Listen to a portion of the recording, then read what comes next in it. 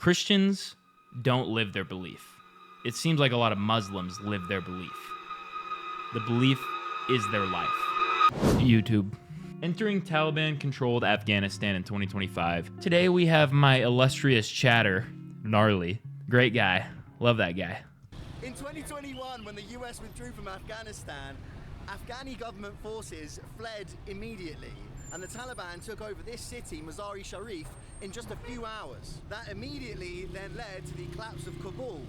20 years of US involvement, billions of dollars spent, and thousands of lives lost was undone in quite literally a matter of hours.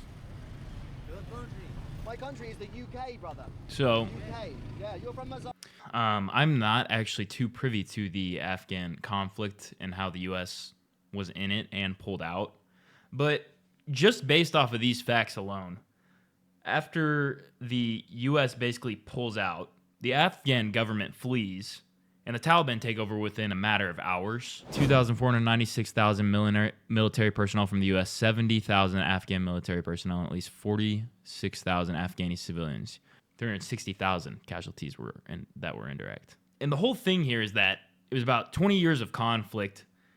Billions were spent and 1,000 lives were lost. Not 1,000. Thousands of lives were lost in this big conflict just for the collapse of all this to happen, just for the Taliban to sweep back in. So really, it's like, what were we doing there? What was the whole point of us being there? Because obviously, whatever was put in place did not actually make a difference or help the townsfolk there who, I guess, are against the Taliban. This is really just a side point to the video. This isn't even really what I'm going to talk about, but I thought it was poignant to bring that up. Because, yeah, if it only takes a couple hours to undo 20 years of work by the U.S., it just doesn't seem like that was a good use of our time or our resources or lives of people, whether it be Afghan civilians or U.S. soldiers themselves. But the main thing I want to get into this video that I found very interesting is how similar and different the Afghan people are to not only other countries, but the U.S. It's the U.S., as obviously I'm from the U.S., so it's the only point of reference I have. The first thing is, in the video, police tend to be very skeptical of outsiders, which low-key, kind of understandable. I mean, they are enforcers of the public. That's their whole reasoning for being there. If the police weren't skeptical, I'd be kind of worried. But that's the only skepticism you see throughout the whole video. Everyone else is just a person. Like, they're just... If anything, they're very excited to see an outsider come into this place that not many outsiders from Afghanistan come into. That's the biggest thing I noticed. A lot of the people welcome outsiders. They're actually very excited to see the outsiders. They're also very patient. They gift him throughout the video. And this brings up a bigger point of the U.S. Because the U.S., it is a melting pot of people. So it's more, I guess, normal to see outsiders. But in the U.S., I have never seen people be this welcoming to outsiders in general. You'll see it is skepticism first. Like, if an outsider of a person who looks very different comes in, there's this uncomfortable vibe to these people. Like, we don't rain them in gifts. We're not taking them places for free. That's another big thing here. All the people in this video are literally helping this guy travel for free.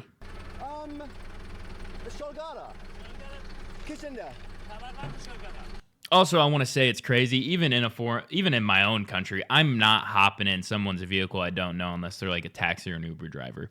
So let's talk about fucking that, dude. The trust this man has to just get in people's vehicles and fucking go wherever they're telling. We don't even speak the same language, and yet we're like, oh yeah, let's just go. No problem. There's a language barrier there, brother. Okay. Thank you, my friend. Okay, yeah, fuck it, let's go.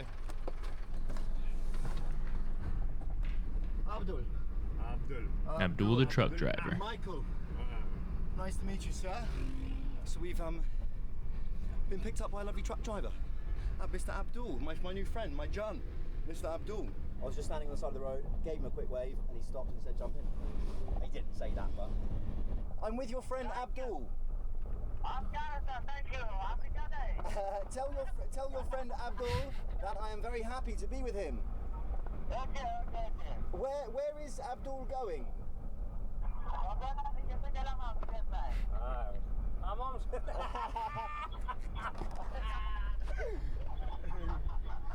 Like, I'm gonna take that as Like, that's just beautiful, dude. Like, these guys aren't speaking the same language, but just the human interaction of laughter over this funny ass situation. It's not something you'll see here in America. Like, you'll get people coming in and they'll just be treated like dog shit, dude. Like, they will just be treated as an outsider when we are the melting pot, which I get that we have an immigration problem. That's absolutely true, but I just don't think I think this is the way we should be treating people from the outside. He mentioned in his Iraq video that it would be hypocritical for him to go to a scary place, quote unquote scary place, and then go everywhere in relatively safe transport, buses and taxis, and then talk about how it was fine. We're going to try to hitchhike to the ancient city of Babylon. And I'll tell you why, because people are going to be like, why don't you just get the bus or a taxi? It costs like $2. Here's why. Number one, you always meet the best people by hitchhiking. And number two, the idea of doing it scares me. And I feel like it would be hypocritical for me to come to a subjectively scary place and not do something that is objectively unsafe and then leave and then say how scary it is. Yes, boys. Yeah, so if he didn't experience hitchhiking with people, it would be hypocritical of him to say, oh, this place is scary. Like, because he hasn't actually experienced the general populace, public itself. Like, if you're not going to experience the actual populace and the people, you can't just say it's scary, which is like what we do. We're just saying this country is scary because we're told it's scary. So I think part of that is like, no, we have to, and not that everyone can go to Afghanistan. I understand that, but like, to just instantly put them in this group of, no, it's a scary place, don't trust anyone, they're all scary people, is inherently kind of nationalist, and then also kind of fucked up just because we're getting told that, which, I mean, we get told shit by the government all the time. Like, that is what it is. But that's what I'm saying, dude. Like, you get someone here and they ask to get in your vehicle, it won't end well in the U.S. I mean, I'm not saying always. There's good people in the U.S. I'm not trying to say that. I absolutely believe there are good people in the U.S., but I just don't think it'll be as common as it is in this video. I think every person this guy meets is excited to meet him and is excited to have a conversation with him, just to see him, which I get part of it's the excitement of seeing someone who's not normally traveling to Afghanistan. There aren't a lot of outside foreigners traveling there, like I said. So yeah, they keep on traveling here. I just found out that Abdul is not actually going the way that I'm going, but he's seemed to have started to take me there anyway. And yeah, another thing here, like, he's taking this guy, even though going in the opposite direction, this guy's like, oh, whatever, no big deal, I'll take you over there.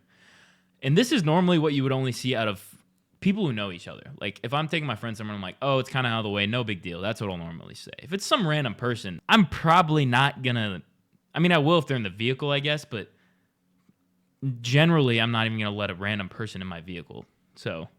How do I do this? Problem is, I don't want Abdul to, like, go out of his way to take me somewhere he's not going. He's literally, I'm gonna show you on a map. He's going that way, I'm going in those mountains. That's the Hindu Kush Mountains there.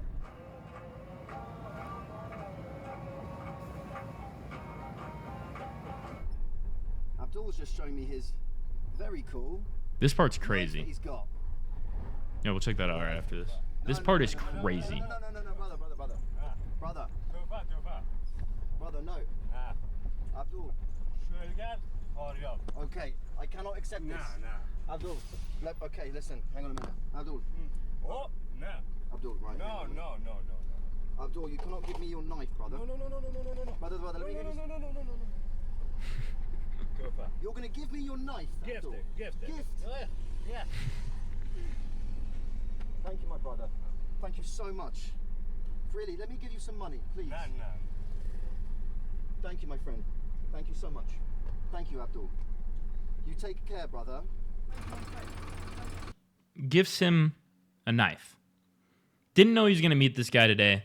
Gifts him a knife. Just a personal item that he has on him.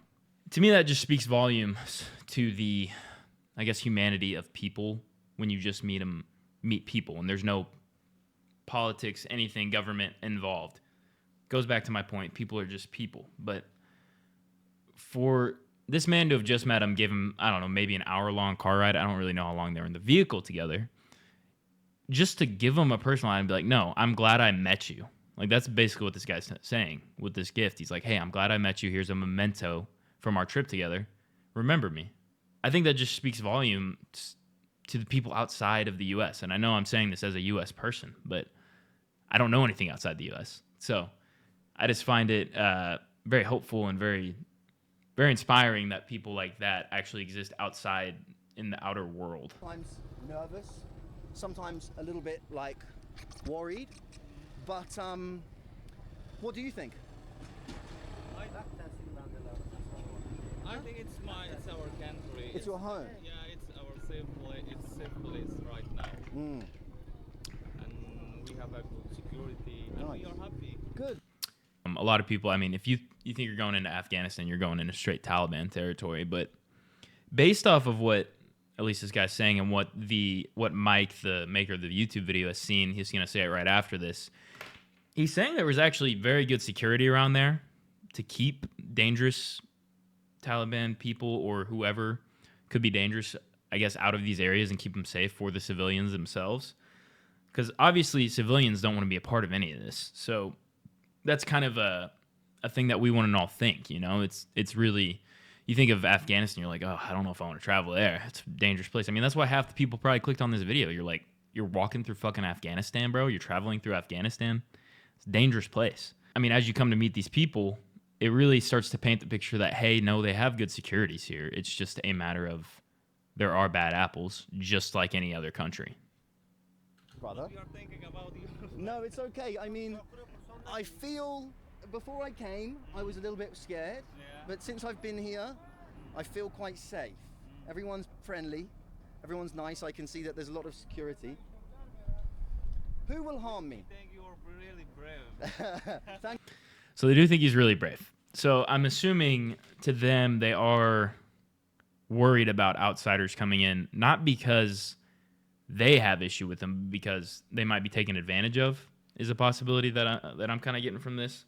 There is just lack of understanding and not knowing the language there. There's a barrier already between him and other people. Yeah, I mean, that makes perfect sense to me. Of course, it's going to be somewhat worrisome for a native to see a outsider come in and start being like, hey, I'm traveling around and I don't know where the fuck to go, but I have this end destination. It's like, okay, we need to keep you in with people we know that can safely get to that destination, because there are obviously unsafe spots in Afghanistan, just like anywhere else, though.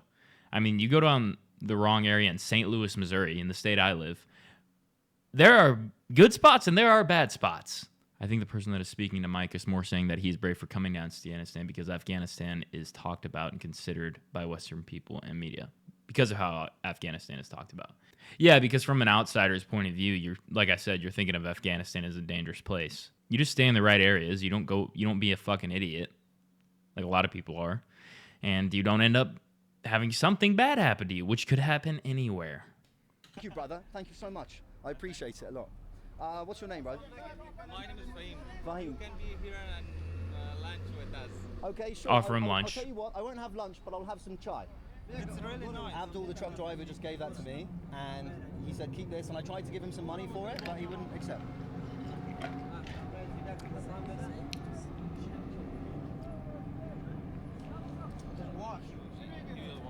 He'll wash. Okay, thank you, bro. This road through the mountains, you think it will be okay? I don't think, but I wish. Maybe a little bit dangerous, maybe. Why? But there's other way.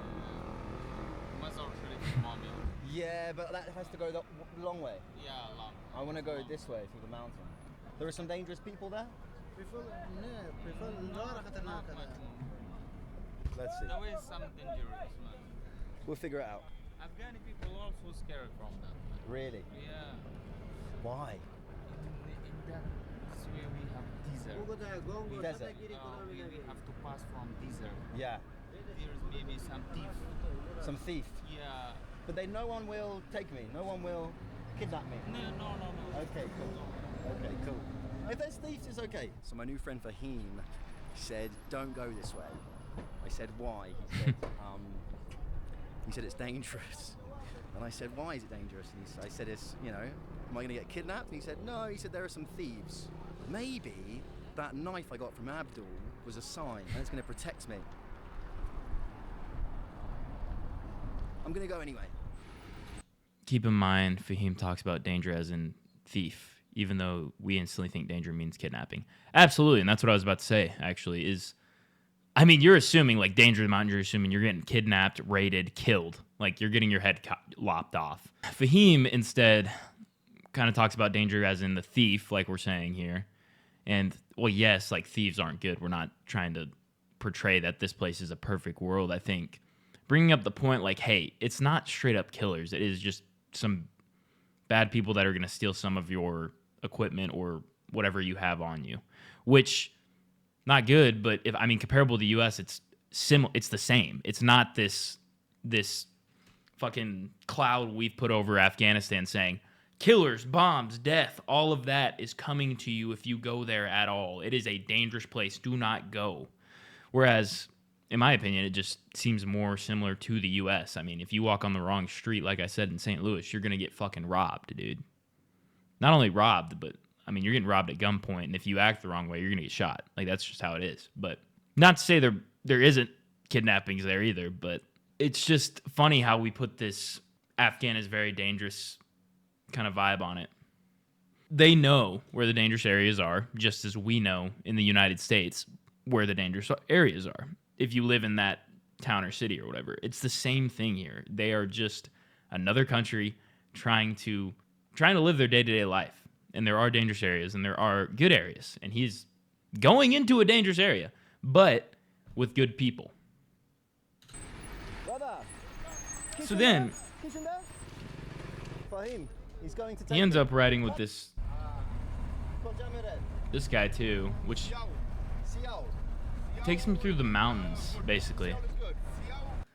And he meets up with the leader of the Taliban. Thank you, my friend. Not the leader of the Taliban, a So leader it of turns the out that Taliban. the sand that's being dropped off here is being dropped off at the house of a Taliban commander, and he's inviting me in for some tea. Taliban commander, excuse me. Chai for him is okay? Okay, so yeah, he goes to the Taliban household here, Taliban commander household, and sips tea with them. I can't lie, there's kind of like a bit of a constant subtle buzz of anxiety. That's what I want to talk about too. The subtle buzz of anxiety he's talking about, my blinkers, I don't care what country you're in. If you're in a country that you don't know very well, your blinkers are going off. Your emergency button will be going off in any slightly uncomfortable situation, compared to if you're in a country that you obviously understand better.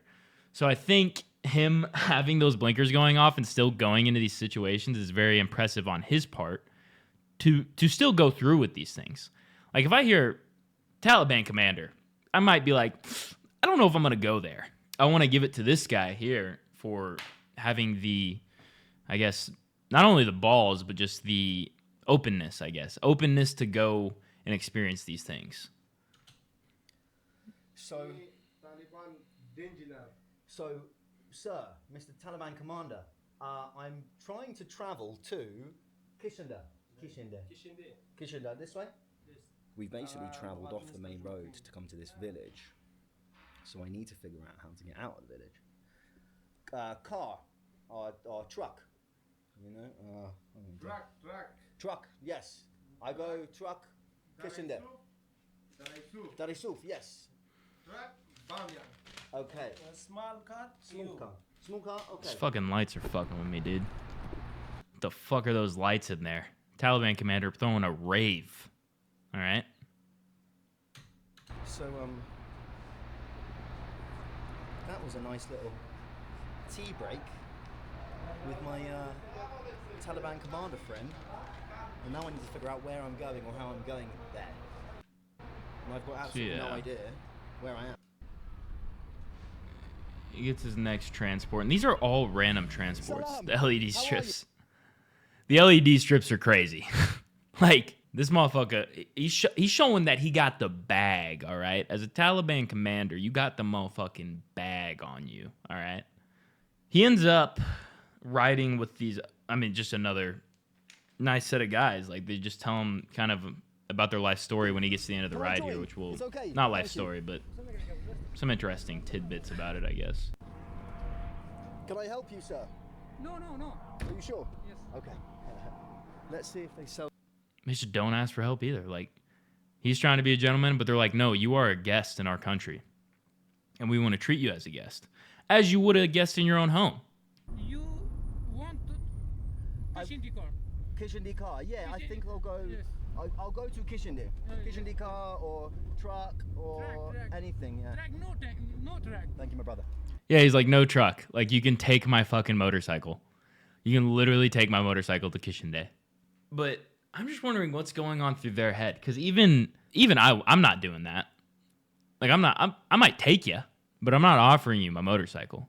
So I don't know if it's just they're so excited to meet an outsider like this that it brings them so much joy. They're like, oh, we'd love to offer you this and this and this. Maybe that's just part of how our system is, though. Like, you don't feel comfortable offering that to people because so many people in the U.S. take advantage of that. Like, in the U.S., I would think someone immediately is going to take advantage. Like, if I give someone a vehicle of mine, they're taking it most of the time. Like, a random person I don't know, I'm just imagining they're going to take it.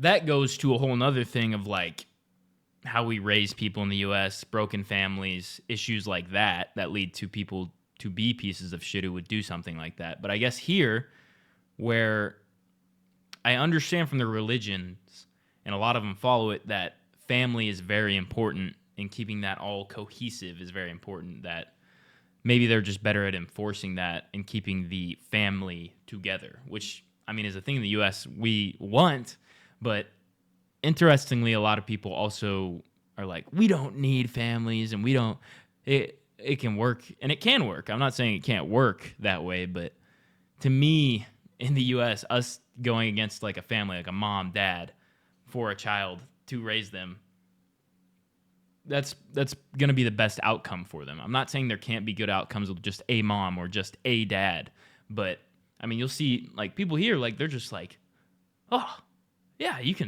we trust you. No one's ever stolen something from me here. Like, I'll trust you with my vehicle. Salam. See you, bro. Take care, bro. The boy he's sick. Your boy? Yes. What's wrong with him? Dear, yes. He has a problem. Yes, He problem. is your son? Your boy? Your son. He's his son. Okay. I hope him, inshallah, he gets better. Like, and just the example he's setting for his kid, too. Like, you got to think about that. Like, that dad sat in the front of that and was like, no, I trust this man around my kid, and we should treat people like human beings. That kid will not forget that. Ever. He will remember how his dad had treated that child, set the example of, hey, we treat people as guests here. We don't fuck around. If someone asks for some help, we're going to help them. They'll say, oh, we should treat people right. We should treat people equally. But are you actually doing it? Fuck no. It is all about your actions. Actions have way more say over anything you say. Interestingly enough, in both him being in Pakistan and Iraq, he held 2 babies from people. Holy shit, dude. That is crazy. Dude. No. Habibi. Shukran. Shukran. Thank you. Bye-bye. Assalamu alaikum. Bye-bye. Thank you, sir. Thank you. Wow. Dude in the park with a couple of crates of water, selling them, I assume. I said, can I get one? And he said, yeah, you don't have to give me any money for it. There's a really beautiful vibe here, man. The only thing that I would have, I guess, as a counter argument, not to say these people aren't generally like this. I'm not trying to say that. I'm just saying they're more like normal quote unquote people, is that he is different, visibly, obviously, from these people. So I think they're much more excited to interact with him in the first place. I guess as akin to seeing like a celebrity as you would, is the best way to put it. Like, if you see a celebrity, if you see a celebrity and they come into your store, you'll notice like store owners will be like, this is a crazy fucked up kind of thing, is that we're going to give celebrities free stuff because they're celebrities. Which part of that kind of goes into the capitalist system we live in, that we're going to give out free stuff to these famous people, so hopefully they post about it, so hopefully that blows me up. So there's a whole round robin kind of thing there. But when you see someone famous, you're going to treat them better. That's just how kind of happens a lot of the time. You're going to be like, oh, yeah, you can have this for free. This is on the house, just for you. No problem. Thank you for being here. So I guess that would be the only argument I would have against why these people are treating him so well. In Muslim culture, don't quote me exactly on this, but it is common to help others. And since white people are very uncommon there, they can quickly realize that that person could use help. That's a good point too. Exactly. So that's a great counterpoint to what I'm saying. In the religion itself, and I know we are kind of just guesstimating on it, but it is common to help others. I know that. And since, yeah, they're uncommon there, I get what you're saying. They're like, oh, this person could use help. He has no idea what the hell's going on. That would be a good counter argument to it, that they're just helping them because they know, like, they're not common here. So that makes sense to me. I guess just playing devil's advocate, I'm thinking of it in the terms of, like, how would I treat a celebrity or someone I wouldn't expect to see? Well, and it's interesting because, I mean, technically, in the Christian culture, that's another thing. Like, you are supposed to help others, treat others how you don't, or treat others how you want to be treated. It's core to their belief. Yeah, it's core to their belief, and they actually follow it. You'll notice, and once again, I'm not trying to generalize. Like the Christian religion, there are a lot of good people in the Christian religion. Very probably similar to these people that want to help out people and just want to do better good. But there are a lot of bad apples too that are just people who just go to church on Sunday. Monday through Saturday, basically aren't a Christian, if that makes sense. So you go to church, wash your hands of sin, I'm good for the week, and then you repeat those sins. Where it seems like at least the guys he's interacting with are a lot more in tune with their religion, and they actually follow it. It is a way of life for them, which is what Christianity is supposed to be.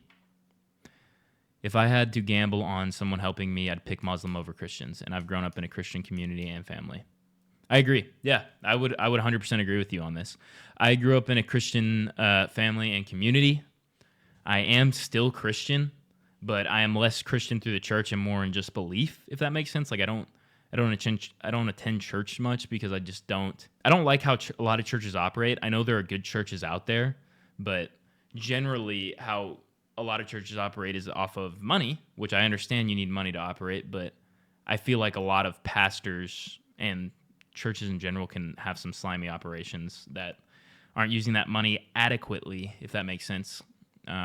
Good example is like I went on a mission trip like when I was younger, and it was a real simple one. It's down to Louisiana to help people out. Very good mission trip. We helped a lot of people out. I literally helped someone build a deck and a railing thing to bring them. It was a person in a wheelchair, so they couldn't step up into their house, obviously. So we had to build them a ramp, and I think that was a very good use of our funds for that mission trip. But then we go, and you got to think, this is like 50 kids that went down to Louisiana. And then we go do something like kind of fun. And I remember at that time we went to go like bowling and then mini golfing and then laser tag and all this shit. And it's like, I understand that we're kids, but at the same time, it's kind of like these people paid this money to help people. You know what I'm saying? Like this is for missions, and we're using it on, I don't know, keeping kids, I guess, attentive in between helping people out. So I get that we were helping people out, but at the same time, it's like, if I knew my money was going to something like that, I'd be like, what are we actually doing? In the Christian community, I know a lot of people that say that. Like, I live in a very red state, so there's a lot of Christians. But there's also a lot of Christians who talk really badly of anyone not from their area. Like, different skin color, different nationalities, different religions. Like, I'm not going to fucking tell a Muslim person, hey, your religion's fucking wrong and all this shit.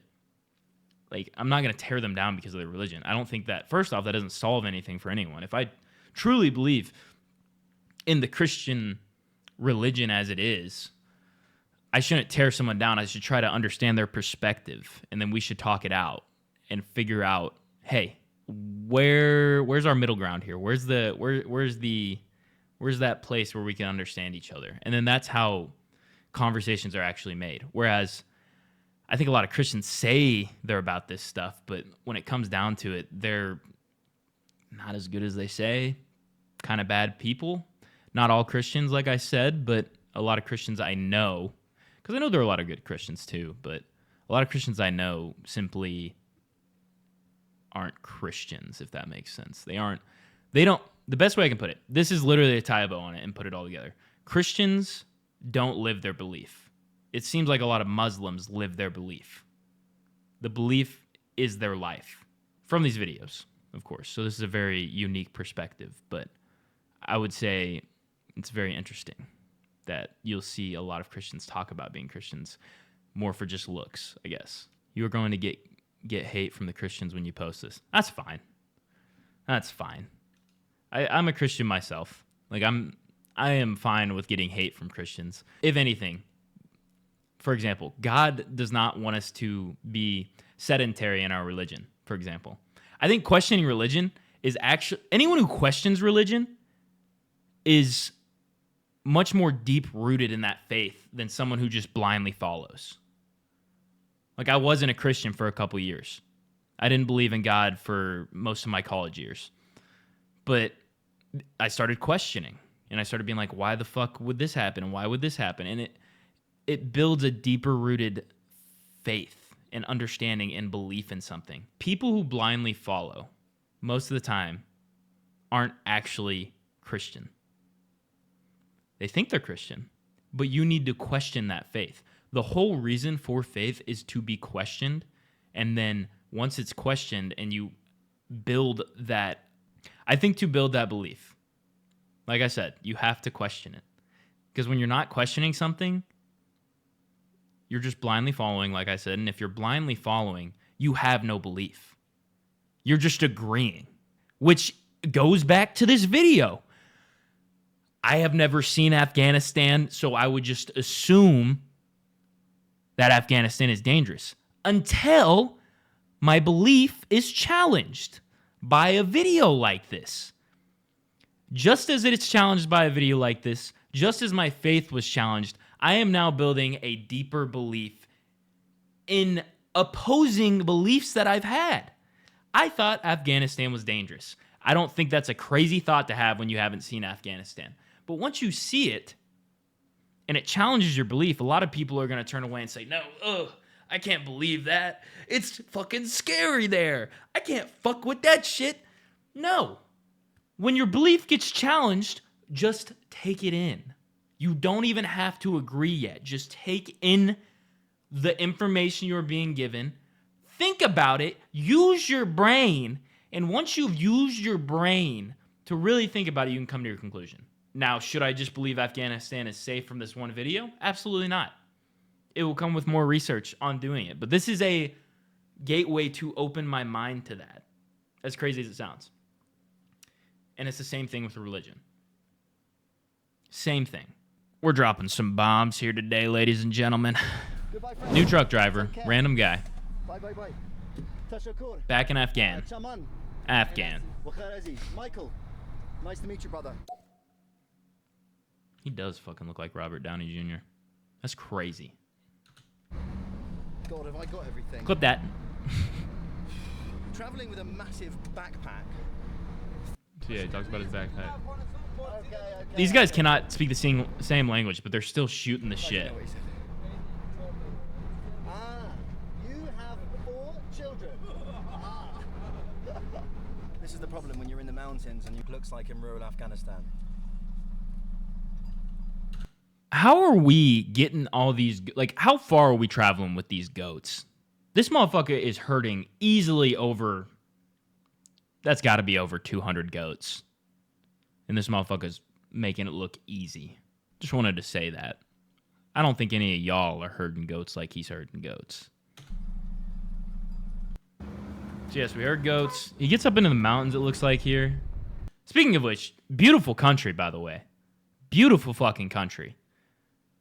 Not only is it a desert, but it's a mountainous desert, which I fucking love desert terrain. It's one of my favorite places to drive through in general, but mountainous desert, you're seeing everything here. And this guy has got his day-to-day life like that.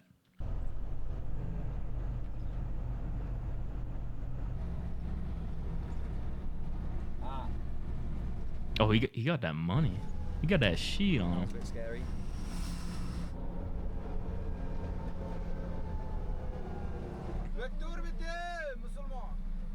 Mate, this guy's so funny because like everything he says, and he's been talking at me for a while. Here it is. Everything he says sounds like aggressive and a bit scary. And then I translated it to ChatGPT, and it's like, hey brother, yeah, of course you can come with me, and then I'll drop you off at the bazaar, and you can rest there, and then tomorrow you can get another ride from there. But the way he says it is just like, oh, thank you, my friend. Thank you. God, in this country, Is that a Mountain Dew? my friend. 300 calories. Or 300 milligrams? I don't know. Thank you. Looks. God, It's in not a this Mountain Dew. country, honestly, you can go from like anxious and a bit scared to just completely fucking relaxed in literally a matter of seconds. Thank you, my friend. Tashakkur. And that's what I'm talking about, dude. Like, in these situations, I'm terrified easily. Just because it's new. Like, it's scary. Anything new is scary. I mean, if you've tried anything new in life, it's fucking scary. But it's funny when he's so aggressive in how he talks, but he's literally just telling me very normal things. Like, hey, we're going to take you here, and then you can stay in the bazaar, whatever, blah, blah, blah. And it's like, that makes sense. But I think it's just excitement. I deadass think he's just so excited to have a British man, he's from the UK, in our country, and I get to travel with him. Like, this is a story probably for him. He's like, hey, this is not something we normally have in Afghanistan. So, I mean, it's a cool moment for him. So he's very excited probably. It's no problem at all. This is humanity. It's not even a question. We have absolutely no issue. He's our brother. Whatever service he needs, I'm at his service. Even if he comes back to Mazar-i-Sharif and, for example, his clothes get dirty, I can take them home, wash them, clean them up, and give them back to him. No problem at all. But now he's heading to Bamiyan, so you trust in God. Tell him once he goes abroad, he can send me a friend request so I can come abroad too. Or how does that work? Also, is he married or single? Take care. You remember when you were a kid and you just walk up to like one of your friends, like not even your friends, you'd walk up to a random kid at a playground and you're like, what's up, dude? What's up, man? Don't know shit about each other. And you're like, you want to be friends? And you're just friends. Like, this is what these people are like to new people they've never met. They're just like, hey, you want to be friends? Oh, I'll take care of you. And now that we are friends and I can see that you are treating me right and you're treating me right. This motherfucker about sounds like he's gonna die for him if he needs it, which is insane. Like, hey, yeah, I'll take your clothes if they're dirty. We'll wash them, no big deal. It's just crazy to me. Like, you do not see this. I don't know if it's anywhere else. I mean, it's probably other places, but dude, I'm in the U.S. and I'm not seeing that. And part of that's probably goes back to the religion. Or it could go back to just they're human and they understand. Hey, we have this bad aura around our country and it's just not true. And we're going to prove to you that it's not true. We will show you that we're good people. We're just like you. We are just like you. Because most of you motherfuckers believe that we're pieces of shit, dangerous motherfuckers. It's not the case. Brother, thank you so much. It just puts a smile on his face. Like, if you can just make one person smile a day, that's all you need. Now made it over that mountain. Then he gets into this town Daddy Suf. where no one speaks English except like one guy. And we are probably going to attract the entire town. Hello, my friend. Chahal Dari. Chahal Dari. Okay, I'll come and have a smoke with you guys. Would anybody like a cigarette? No? Smoking? Smoking? Nobody in Afghanistan smokes. I thought I was going to come here and everyone was going to be smoking, which is why I started smoking again. You know what's crazy? He says earlier in the video, he's like, I only smoke when I travel. He's saying I only smoke when I travel. But if you look at his YouTube videos, this motherfucker is always traveling. So you're always smoking. So that's what's happening. You're always smoking. Just thought I'd point that out. I'm not trying to be that guy. I'm on nicotine too. But just thought I'd point that out. That's all I'm saying. I'm a little nicotine fiend myself. I'll touch a little nicotine. I ain't got no issue with it, but I'm just saying, bruh. You're going to be talking like that. And you traveling all the time. You smoking all the time. Thank you, brother. Or the least. speak So, English? Oh my English God, speaker. bro! I'm so happy to see you. Ang Lee, he speaks English. Oh my bloody hell. Goodness, we've met someone that speaks English. This is my humanity job. Where are you from? I'm from England. Dude, what I love too is when people speak another language, but they still have like comedic timing and their tone of voice. Like, it's so impressive to me. Like how he said that. This is my humanity job. Like, he's fucking around with them right now. And I think that's fucking hilarious, dude.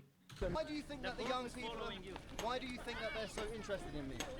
Really? Why do you think? Really you're interested or not? This is what you're asking right now. Really.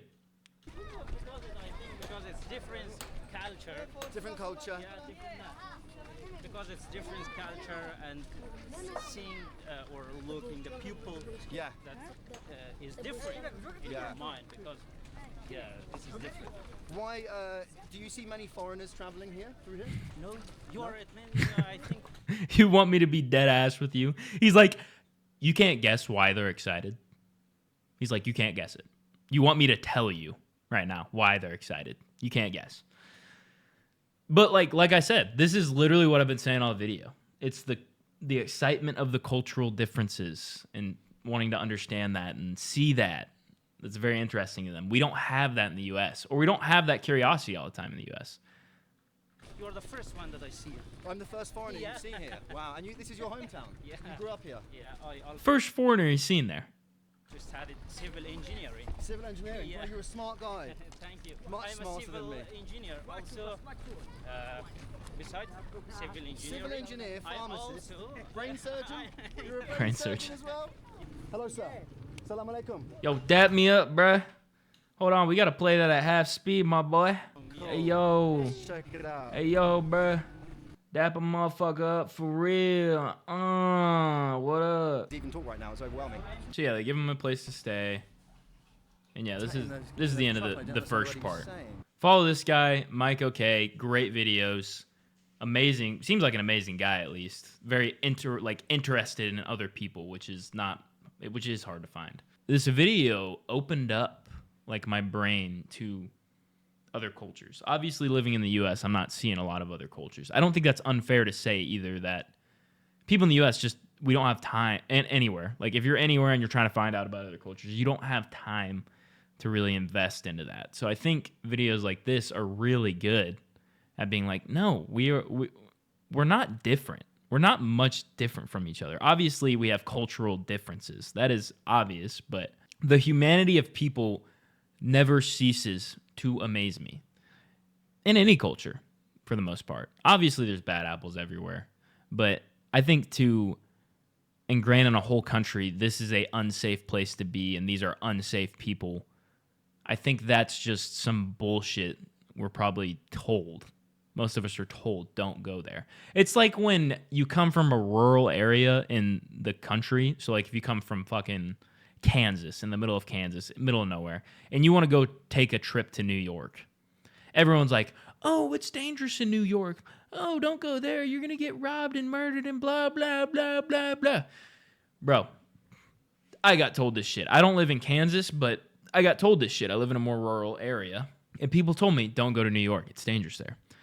I went to New York with a girl, my fiance, and it was uncomfortable at first. It was definitely a culture shock. That is a smaller version of a culture shock to go to somewhere like New York. But once we got there, within a day, we felt comfortable. Everyone was chill. They move at a faster pace there, but stop the lying, bruh. I got a girl, bro. I got a girlfriend, bro. I got a girlfriend who is now a fiance. Don't fuck with me like that. Don't call me out in front of these YouTube comments.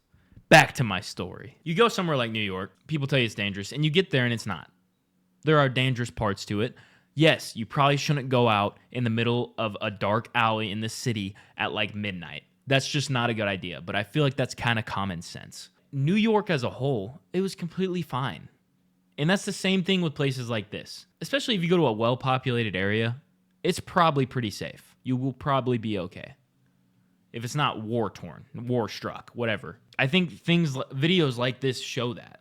like people can't always go to New York. They can't go to these places they're not used to knowing. So I think videos like this can really prove that point. Like, hey, they're different, but we are different, but same. Different, but same. You know what I'm saying? Same. I think that's really all I was wanting to say about it. And I think, yeah, very good video, very interesting perspective. Just be kind to people you don't know. That's what I would say. Like, if you don't know them, understand them. You'll know within 10 minutes if they're an asshole or not. That's going to be the end of the video, guys. I do appreciate you coming and watching. Like and subscribe. We are at 55 subscribers right now. I'm trying to get to 100. But yeah, thanks for watching.